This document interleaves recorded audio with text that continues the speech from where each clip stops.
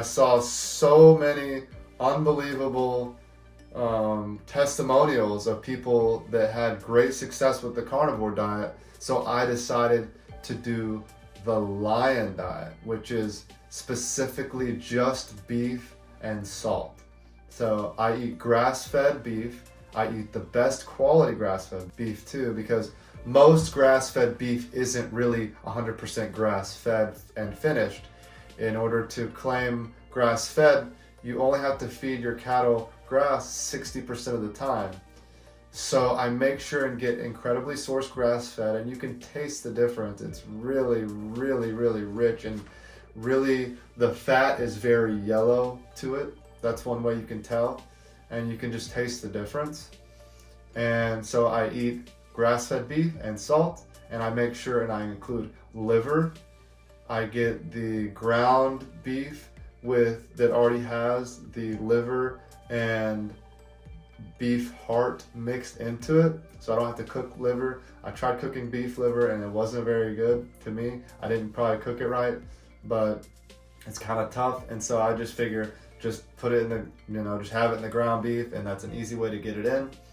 Another thing I do is I do bone broth, and I take grass-fed beef bones and I just simmer them for 24 hours in a pot with water, and I pour that into mason jars, and then I have it for about a week. So I try to do that like once a week, and I have delicious bone broth, the best you've ever had.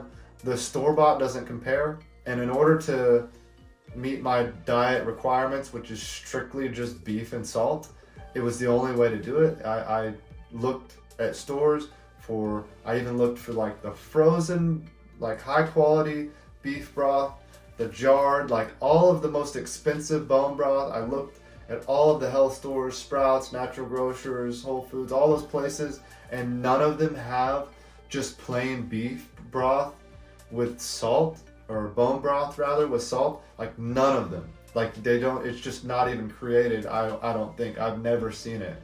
And so I just make my own, and let me tell you, I've had those store-bought bone broths before, and I used to do them before I was carnivore, and there's no comparison. Like when I make this stuff and I put it in a jar and I put it in the fridge, when I take it out, like I can't even shake it hard enough to get it out. It turns into complete gelatin, because there's all of this gelatin in it and all the collagen, and it's so good for your gut, and it's so good to heal your body, and it's so important to include, because we're supposed to eat the full animal. And especially when you're doing something like I'm doing, you need to be including these things. A few of the supplements that I take personally, that if you're doing carnivore that you should take, is vitamin D3 with K2. The K2 helps the D3 to absorb. And you can get vitamin D from the sun outside, but you're likely not getting enough even on a sunny day. So just taking a vitamin D supplement every day, make sure that you're getting enough, and you're not going to really overdo it if you just do 5,000 to 10,000 IUs a day. Another thing that I do is potassium and magnesium at night. So I take about 400 milligrams of magnesium, and I don't know how many, I just do a few scoops of potassium. You really can't overdo it on that. I probably do like another 400 milligrams of potassium, let's say. And then I also take,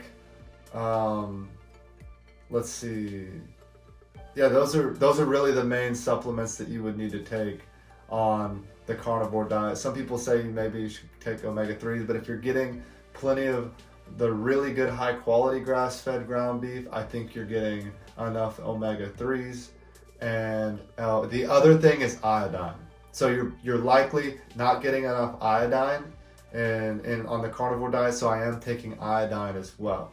The carnivore diet may not be for everybody, but at least doing the carnivore diet or some type of ketogenic diet, which is where the body is metabolizing fat for energy instead of carbs, for a little while, maybe a few months out of the year, is really helpful, because it allows the body to be more metabolically flexible, meaning it can use fat for fuel or sugar for fuel, which is going to help your body to process more and help your body to metabolize food better in general.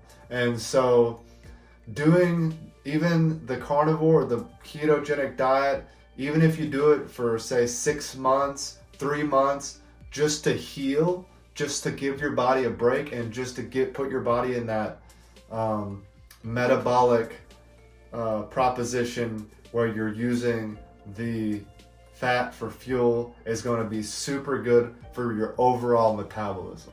Now, one reason why I really believe in the carnivore diet is because I went down the rabbit hole of plant foods not necessarily being the optimum food for human beings.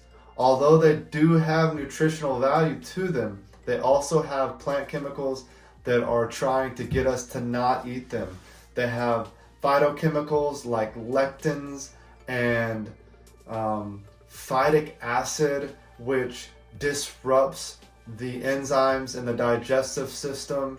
So one thing I would like to say is, if you're eating plants, you should probably focus on fruits. They found that fruits have less of these harmful plant compounds. So eating fruit is probably okay if you're not sensitive to it. You should just only eat fruit seasonally if you can help it. If you think about it, in the past, we probably only had fruit during a season, and we ate all of the fruit during that season, and then until it came back the next year, we wouldn't have any more. So eating seasonal fruit is probably the best way to do it, and giving your digestive system a rest so that you're not introducing those harmful plant chemicals to your body year round. Now, another thing to consider with all of this is that vegetables are going to have a lot more of these plant compounds, some more than others. So just be careful with vegetables. You're probably safest with certain vegetables like cruciferous vegetables, meaning like broccoli, cauliflower, Brussels sprouts, and that sort of thing. So those are going to be the most optimum vegetables, and they're also really good at helping balance out estrogen. So cruciferous vegetables are going to be some of the better ones if you do opt for vegetables. Now, whenever you think about these foods, one thing you should consider is when you are eating vegetables, especially grains, if you do eat grains, which grains are probably on the lowest as far as nutritional value, as far as benefit, and the highest on the bad compounds that we don't want, specifically phytic acid. So rice and oatmeal and quinoa and grains in general are going to contain high levels of phytic acid. Now, if you sprout them, you can release a lot of this phytic acid. And so you can sprout them, leave them in a jar. You soak them for 24 hours in a jar and in a dark place, take them out, drain the water, cover them with a cheesecloth, put them in the dark place for 24 hours, and you'll see a sprout come up.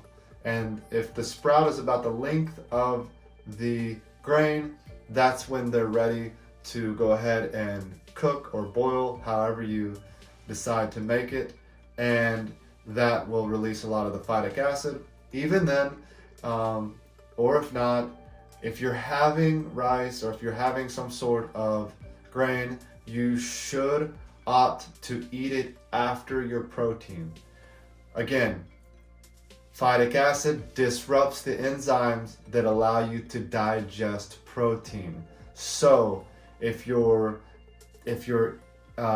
eating like a protein source, say you're eating a steak with some rice and some broccoli or something, then you should eat the steak first so that it has the proper digestion and you get the most amino acids out of that meat before you go ahead and eat your rice so that you're making the most out of your protein. Another thing when you're eating is that I discovered, and this was a huge revelation, and I will reference Barbara O'Neill on this. She is brilliant. I follow her, and she's super smart with holistic health. And one thing that she talks about is hydrochloric acid. Whenever you eat food and you drink at the same time, you're diluting the hydrochloric acid that food needs to digest. Now, hydrochloric acid has a very low pH. It can literally, if you poured it on a car, it will rip the paint off of a car. Hydrochloric acid is designed to break down our food. It's so powerful like that because it can actually digest the food and break it down so that we can absorb the nutrients from the food. But one really important thing about hydrochloric acid as well is that if you're consuming foods that have little trace amounts of mold or little chemicals, microplastics, that sort of thing on there, whenever you're eating it and you're not disrupting the hydrochloric acid with a bunch of water, then that hydrochloric acid can break down and help get rid of a lot of those toxins. So if you do have mold in your system already, even the hydrochloric acid, whenever you eat it, hydrochloric acid is released whenever you smell food or whenever you anticipate food coming. So if you can not drink a bunch of water before, I like to give myself at least an hour before to not drink any water, and at least an hour after not drinking any water, and during I don't drink any water. Now, if you need a little sip or two, that's okay, but eventually you should get to where you don't need water at all, and that will be incredible, and it's a huge way to take advantage of the body's own resources to eliminate mold and all the other harmful chemicals and bacteria in your system, as well as improve digestion and get the most from your food.